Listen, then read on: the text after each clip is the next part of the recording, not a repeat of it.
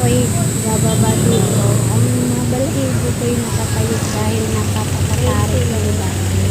Ayun sila, oh. Naliligo sila mga boys.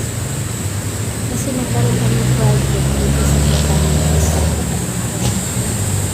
Ayun. Wala nang gabay doon. Ayun. Tapos ang daan niya sa kanyang kakatari. Tapos ang kanyang mga bato pagdating na din sa inyo. Para siya magka-reclap. Ang lalaki ng kanyang mga bato.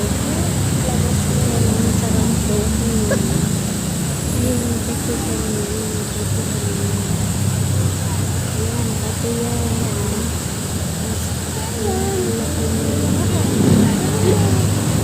Bababa na ako, malapit na ako dyan, guys.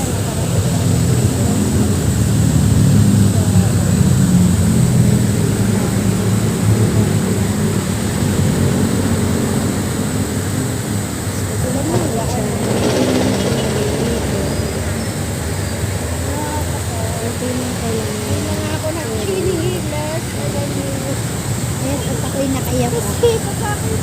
Dahil pag ako'y nagchinilas, ako'y nadudulas. Kasi nadulas yung bahay. Kaya mga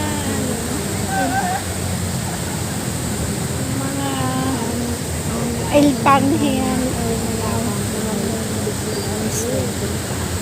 ayun sila. Ang sarap ng buhay nila. Liligo sila dito.